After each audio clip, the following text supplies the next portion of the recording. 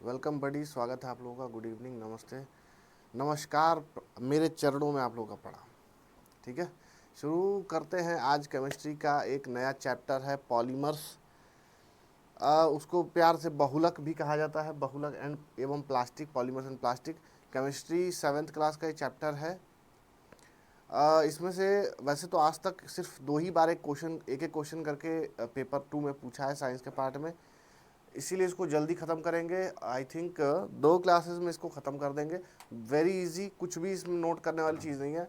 दिमाग और कान खोल के सुनोगे तो अपने आप ये पूरा चैप्टर समझ में आ जाएगा। इसमें कुछ बहुत ज़्यादा रॉकेट साइंस है नहीं। देखोगे तो अपने आप आइडिया लगेगा कि इतना इजी कैसे हो सकता है और मैं अभी तक फेल कैसे हूँ इसमें।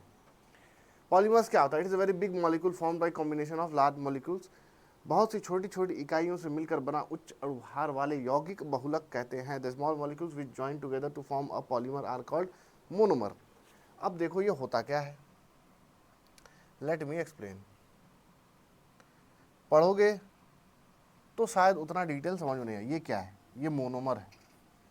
एक और मोनोमर, एक और, एक और, एक और, एक और, और करते जाओ। अब इन सारों को मैं जोड़ दूं, यहां से लेके यहां तक, और इनको एक साथ जोड़ के ऐसे जोड़ूं कि ये एक दूसरे से अलग ना हो पाए।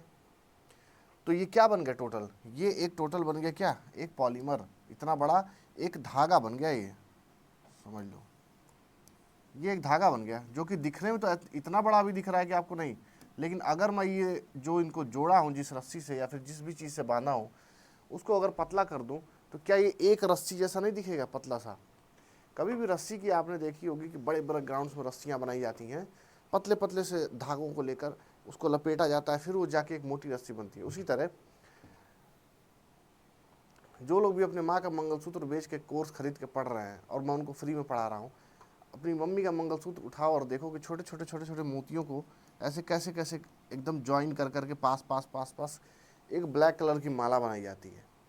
बस वही है जो मोनोमर को जोड़कर एक लंबा सा पॉलीमर बना दिया जाता है। मोतियों को पिरोना एक धागे में, वही है मोनोमर को जोड़ जोड़ के एक पॉलीमर बना देना। यही है इस पॉलीमर का मतलब, यही है इस स्टेटमेंट का मतलब। यहाँ भी वही दिया है कि बहुत सी छोटी छोटी इकाइयों को मिलाकर, छोटी छोटी जैसे मोतियों की तरह होते हैं वो मोनोमर, छोटे छोटे छोटे छोटे छोटे छोटे छोटे जोड़ा और इतना बड़ा पॉलीमर बनके तैयार हो गया। करेक्ट? क्या जीवन में कभी पॉलीमर भूलोगे? पॉलीमर कई जगह होता है।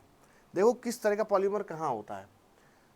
डीएनए देखे होगे, कुछ इस प्रकार की एक चीज दिखाई देती है। कितने लोगों ये डीएनए देखे हैं? ऐसा भी कोई है जो इस चीज को नहीं देखा है? तो मुझे बता दो कि सर मुझे नहीं पता कि ये क्या चीज है, किस तरह की दिखती है। इस तरह का एक स्ट्रक्चरल प्रेजेंटेशन है ये डीएनए का। इसमें किस तरह के मोनोमर दिए होते हैं, क्वेश्चन यहीं से आया था। तो डीएनए में न्यूक्लियोटाइड, न्यूक्लियोटाइड याद कर लो, डीएनए या आरएनए। डाइऑक्सिक न्यूक्लिक एसिड या रिबोऑक्सिक न्यूक्लिक एसिड में न्यूक्लियोटाइड होते हैं। ये एन का मतलब क्या है? अगर डीएनए पूछ दे तो एक ही तरह का मोनोमर है जो एन से शुरू होता है, वो है न्यूक्लियोटाइड। तो इस चीज़ से याद रखो, डीएनए आरएनए आया मतलब उसमें एन है। एन है तो क्या होगा? न्यूक्लियोटाइड ही होगा, क्योंकि एकमात्र एन से मोनोमर न्यूक्लियोटाइड ही है। अब ये मत कहना कि मैं केमिस्ट्री से पीएचडी किया हूँ, मुझे इससे ज़्यादा पता है। तो मैं बहुत मारूंगा भी, बहुत मारूंगा, मार के मुंह सुजा दूंगा, एक ही साइड मारूंगा बस। सिर्फ 6 to 8 के एनसीईआरटी में जितना डिटेल लिखा है उतना ही पढ़ना है, उससे ज़्यादा अपना दिमाग नहीं लगाना है।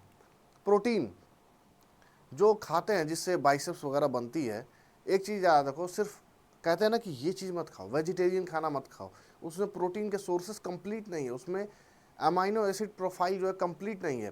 क्यों नहीं? मूंगफली खा के, चना खा के, सत्तू खा के, और ये क्या बोलते हैं इसको, केला खा के, सेब खा के, ये सब खा के, वेजिटेरियन खाना खा के बॉडी क्यों नहीं बना सकते?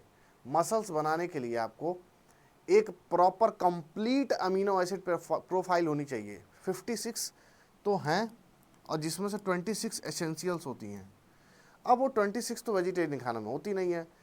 नॉन वेज फूड्स जैसे कि चिकन, मटन, एग, फिश जैसे जो नॉन वेज फूड्स होती हैं, उसमें जो अमाइनो एसिड प्रोफाइल होती है वो कंप्लीट होती है। जैसे लूसीन, आइसोलूसीन, वैलिन, प्रोपीन, हर तरह के अमीनो एसिड प्रेजेंट होते हैं।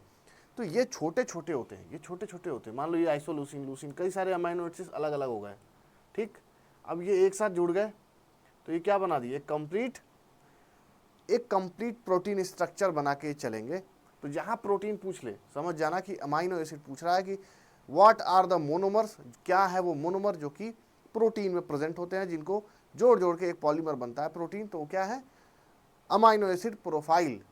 कई बार देखे होगे प्रोटीन पाउडर वगैरह में 1,000 का डब्बा मिलता है, उसमें अमाइनो एसिड स्पाइकिंग की जाती है, अलग से माल्टोडेक्स्ट्रीन डालते हैं, स्पाइक करते हैं उसको नाइट्रोजन डाल के। तो उसको नाइट्रोजन एक ऐसा है, खैर वो तो बहुत डिटेल में हो जाएगा, बट एक डिटेल सुन लो। जो लोग भी बॉडी वॉडी बनाना चाहते हैं और सोचते हैं कि 1000, 1500, 2000 का प्रोटीन खरीद लेंगे और बॉडी बन जाएगी, तो वो सरासर गलत होता है। उस 1000 रुपये में 100 रुपये का भी प्रोटीन नहीं होता है, क्योंकि उसमें अमाइनो एसिड प्रोफाइल की स्पाइकिंग की जाती है। स्टार्च, ग्लाइकोजन, सेलुलोज, ये क्या है, इनको ग्लूकोज अगर कई सारे जोड़ो तो स्टार्च, ग्लाइकोजन। हमारी बॉडी में अगर मैं 7-8 दिन 6 दिन तक खाना ना खाऊं तो मेरी जो बॉडी है वो एनर्जी कहाँ से लेगी, वो हमारी जो ग्लाइकोजन है, ये मान लो चर्बी है, मान लो कहीं भी बॉडी में आपके चर्बी इकट्ठा, किसी के पेट पे, किसी के पैर पे, किसी के पीठ पे, कहीं भी हो सकती है, मोटापा है, तो बॉडी वहाँ पर क्या रखती है, एक ग्लाइकोजन को स्टोर करके रखती है। ग्लाइकोजन क्या है, इमरजेंसी फूड होता है बॉडी का। एक बार क्वेश्चन सीटेड का ये भी है कि what do you mean by glycogen, what is the special feature of glycogen. तो ग्लाइकोजन क्या है, emergency food of our body. हमारी बॉडी में ऐसी अगर भूखमरी की हालत आ जाए तो बॉडी किस चीज़ से उठा के एनर्जी यूज़ करेगी। मान लो कि तुम्हारे मम्मी पापा तुम्हें पैसा नहीं दे रहे हैं, तो पैसा किससे लोगे, गर्लफ्रेंड से लोगे, जाहिर सी बात है। तो वो गर्लफ्रेंड यहाँ पे क्या है, ग्लाइकोजन है। ठीक, स्टार्च, ग्लाइकोजन और सेलुलोज ग्लूकोज से बन के बनता है। नेचुरल रबड़, कितने ऐसे बेवकूफ़ बच्चे हैं जो घर पे पेड़ के ऐसे काट के उसमें से वाइट कलर की थिक लिक्विड होती है उसको निकाल कर रबड़ बनाना चले थे बचपन में। अपने आप को केमिकल इंजीनियर समझते थे और वो सुने थे कि वो नेचुरल रबड़ बना देंगे किससे, उसमें क्या होता है, आइसोपिरीन। सिंथेटिक रबड़ क्या होता है, क्लोरोप्रीन। वैसे सिंथेटिक रबड़ और नेचुरल रबड़ आज तक कभी पूछा नहीं, पीवीसी से एक बार क्वेश्चन पूछा था। तो याद रखो पीवीसी, अगर इसमें वी आ गया, एक लेटर याद रखो, वी से क्या है, विनाइल क्लोराइड। क्लोराइड भूल जाओ, सिर्फ विनाइल याद रखो। अगर वी है तो वी किसके लिए होगा, विनाइल के लिए। एन है तो एन किसके लिए होगा, न्यूक्लियोटाइड के लिए। पॉलीइथीन, पॉलीइथीन में तो सबको पता है पहले से ही थीन आ रहा है और यहाँ भी थीन आ रहा है। ठीक, तो पॉलीथीन में इथीन ही होगा। अब कितने लोगों को ये चीज़ याद हो गई। सबसे पहले क्या था मेरा, डीएनए आरएनए, उसमें न्यूक्लियोटाइड होगा। उसके बाद क्या था, प्रोटीन, उसमें क्या होगा, अमीनो एसिड होगा। फिर आएगा आपका ग्लूकोज, जो कि किस में होगा, ग्लाइकोजन, सेलुलोज, स्टार्च। उसके बाद आपका पॉलीथीन में इथीन आ गया, विनाइल, पीवीसी में विनाइल आ गया, और एक आपका नेचुरल रबड़ में आइसोप्रीन और क्लोरोप्रीन। क्लोरो से याद रखो, क्लोरो एक केमिकल है, क्लोरो एक केमिकल है। तो केमिकल किस चीज़ में यूज़ होता है, सिंथेटिक चीज़ों में। नेचुरल चीज़ों में हमेशा रॉ फॉर्म यूज़ होती है, यानी कि आइसोप्रीन, आइसो क्या है, बिल्कुल प्योरेस्ट फॉर्म। ठीक, अब देखो ये तो टॉपिक क्लियर हो गया। किसी को कोई भी डाउट हो भाई, अगर 1% भी ऐसा लगता है कि ये क्वेश्चन आया हुआ है या फिर ये मैंने नहीं पढ़ा है या ये टॉपिक में छूट गया, प्लीज़ कमेंट करो और बताओ मुझे कि सर यहाँ पर ये चीज़ छूट गई, उसको कवर कर दो। Fibre, a very thin thread like strand from which cloth is made is called fibre. ये मैंने शर्ट पहनी हुई है भाई, मैं अगर कोई आपके सामने आता है और पूछता है कि भाई किस चीज़ की शर्ट है, तो क्या बोलोगे, कॉटन है, रेयन है, नाइलन है, एक्रेलिक फैब्रिक है, और क्या होती है, लिनन है क्या ये। तो ये जिस चीज़ से भी बनी होती है, छोटे छोटे धागों को सिल के एक शर्ट बनाते हैं, उस धागे को फाइबर बोला जाता है, जिसको काफ़ी ज़्यादा ऐसे मोड़ तोड़ के एक प्रॉपर थ्रेड बनाते हैं। ठीक है, दो तरह के होते हैं, natural fibre, synthetic fibre. Natural, हमेशा नेचुरल चीज़ें ही अच्छी होती हैं। यहाँ भी आपको एक चीज़ पता चलेगी कि नेचुरल के कपड़े ही ज़्यादातर लोग पहनते हैं, जिन लोगों को कंफर्ट चाहिए। एक बड़ा मोटा टॉपिक समझ लो, अगर आपको कंफर्टेबल कपड़े पहनने तो आपको नेचुरल फाइबर से बने हुए कपड़े पहनने पड़ेंगे। अगर आपको फैशन दिखाना है तो आपको सिंथेटिक फाइबर चाहिए। लड़कियों के कपड़े जो टॉप्स होते हैं ऐसे नेट वाले, जॉर्जेट वाले, सिल्क वाले, ऐसे साइटिन वाले, तुमको क्या लगता है कि ये नेचुरल फाइबर है? नहीं, ये रेयन है, नाइलन है, एक्रेलिक फैब्रिक है, सैटिन फैब्रिक है। जो कंफर्टेबल फाइबर होता है, जैसे ये शर्ट है, ये कॉटन की शर्ट है। कॉटन कहाँ से निकलता है? एक रैबिट में से निकलता है। रैबिट के फर को ऐसे काटते हैं और उसमें से कॉटन को कॉटन उसमें से कॉटन के फ्लावर से निकलता है, जो ऐसे देखो गोल सा होता है। रैबिट से तो ऊल निकलती है, सॉरी। एक लंबी सी डंडी होती है, शायद इसमें फोटो भी होगी, ये देखो, एक लंबी सी डंडी होती है, इसमें एक छोटा सा ऐसा फ्लावर निकला होता है, ये इसमें एक बीज भी होता है बीच में। इस बीज से छोटे छोटे छोटे छोटे छोटे छोटे ऐसे ऐसे रेसे रेसे, ये वाइट कलर के ऊपर जो है ना ये रेसे हैं, इनको ऐसे कलेक्ट करते हैं और उठाकर इसको मोल्ड करते हैं, मोल्ड करके खूब कंप्रेस करते हैं, लंबा थ्रेड बनाते हैं, तो कॉटन बनके तैयार होता है। ठीक है।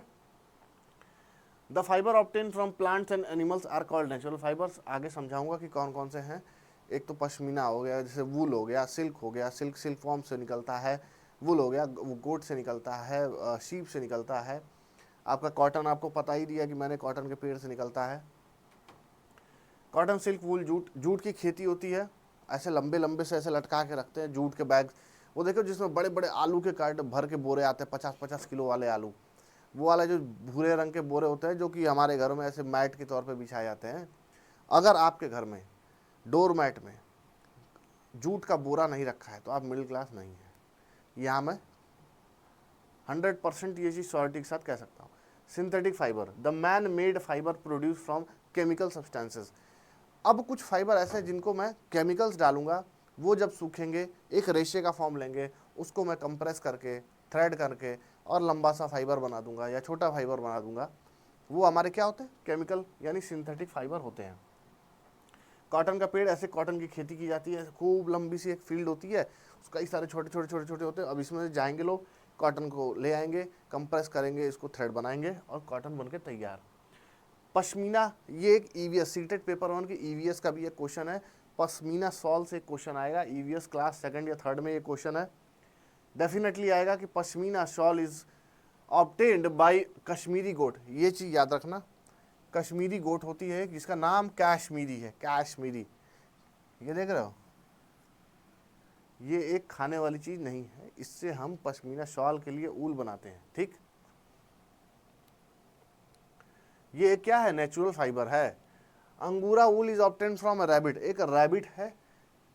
The best known silk is obtained from the cocoons of larva and the mulberry silkworm bombyx. ये रैबिट से हम अंगूरा, अंगूरा एक कपड़े का ब्रांड भी आता है, कई लोग जानते भी होंगे, ऐसे अंगूरा।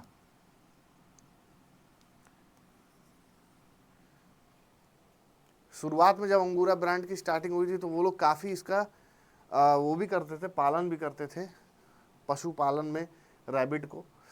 बट अब तो वो भी काफ़ी ज़्यादा मिलावटी कपड़े बनाने लगे हैं। हालांकि ये याद रखना कि एक रैबिट से निकलता है अंगूरा। ठीक, आ जाओ सिल्क पे। एक और क्वेश्चन है ईवीएस का, जो कि सीटेट के केमिस्ट्री में आ गया है पार्ट में। सेरीकल्चर क्या होता है? कल्टीवेशन ऑफ सिल्क वॉर्म, यानी कि सिल्क की खेती करना सेरीकल्चर होता है। ठीक है, इसको याद कर लो, बॉम्बिक्स मोरी, सेरीकल्चर, सिल्क की खेती सेरीकल्चर में आती है। Protein fibre, protein fibre of silk is composed of fibroin. ये एक डायरेक्ट स्टेटमेंट क्वेश्चन है जो कि सीटेट में आया हुआ है। Protein fibre of silk is composed of fibroin. Silk का जो फाइबर होता है, ये मान लो कि एक सिल्क का कपड़ा है, इसमें इस टाइप का, इसको पेन समझो कि एकदम पतली सी कोई थ्रेड है, इसमें जो फाइबर जा रही है उसको फाइब्रोइन बोलते हैं। सबसे प्रसिद्ध रेशम शहतूत रेशमी कीड़े बॉम्बेक्स मोरी, ये तो बता दिया। लार्वा के कुकून, एक साइकिल होती है, कैसे पैदा होता है उसके बाद एक कंप्लीट साइकिल बनाता है। उसमें जो उसका लार्वा का स्टेज होता है, यहाँ पे एक लार्वा का स्टेज होगा, उसको कल्टीवेशन करके सिल्क निकाला जाता है, वही यहाँ पर दिया हुआ है। Rayon, rayon. अब आ जाते हैं सिंथेटिक फाइबर्स पे।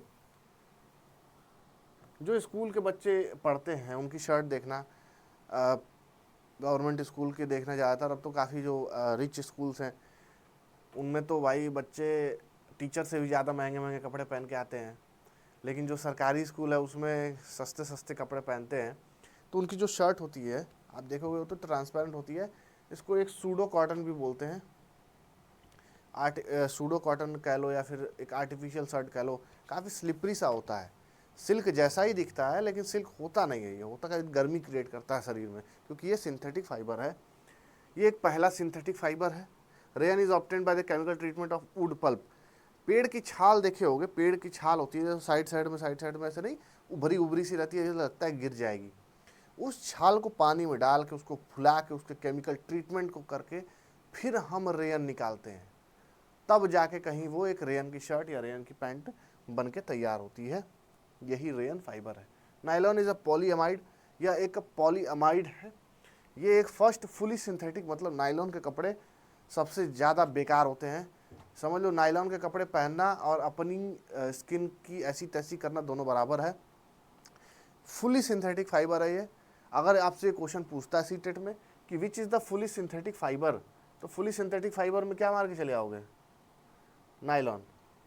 ये भी एक पॉइंटर है जो सीटेट उठा सकता है। ठीक है, आपका ये पॉलीमर्स और प्लास्टिक्स का पहला टॉपिक ख़त्म हो गया। नेक्स्ट टॉपिक आपको कल सेम चैनल पे अप टू डेट टाइमली मिल जाएगा। तब तक फॉलो करते रहो, चैनल को सब्सक्राइब करो, लाइक करो। देखो मैं तो ये भी कहता हूँ कि अगर कंटेंट अच्छा लग रहा है तो लाइक करो, अगर कंटेंट अच्छा नहीं लग रहा है तो डिसलाइक करो। मुझे पता चलना चाहिए कि जो मैं कंटेंट यहाँ बना रहा हूँ, मैं जो देना चाहता हूँ, मेरा अल्टीमेट एम क्या है। हर वो बच्चा, हर वो स्टूडेंट, हर वो एस्पिरेंट जो क्वालिटी कंटेंट नहीं खोज पा रहा है, जिसको इधर उधर भटकना पड़ रहा है, जिसको ये समझ में नहीं आ रहा है कि मैं कितना पैसा पे करूं, क्या क्या पे करूं, उसके लिए इजी टू अवेलेबल यहाँ पर नोट्स, मटेरियल्स, क्लासेस, हर चीज़ का एक्सप्लेनेशन मैं लेके आया हूँ। अगर उसे ही ये चीज़ समझ में नहीं आएगी तो मैं उस चीज़ को एक्स्ट्रा पढ़ा के क्या करूँगा। तो अगर तुम्हें वीडियो समझ में ना आए, वीडियो को डिसलाइक करो, उसको प्रॉपर एक्सप्लेन करो, या फिर ऐसा हिंट भी दे दो कि सर मुझे ये चीज़ अच्छी नहीं लगी या ये चीज़ समझ में नहीं आई, प्लीज़ एक्सप्लेन दिस अगेन, या इसको फिर से बता दो। अगर अच्छा लगा है तो लाइक करो, कमेंट करके ये भी बताओ कि sir I have liked it, मुझे बहुत अच्छा लगा, मेरे लिए हेल्पफुल था। सिंपल है, मुझे आइडिया होना चाहिए कि मैं जो यहाँ पे दे रहा हूँ what is the end result of that. ठीक है, पढ़ते रहो। Love you all, thank you, bye bye.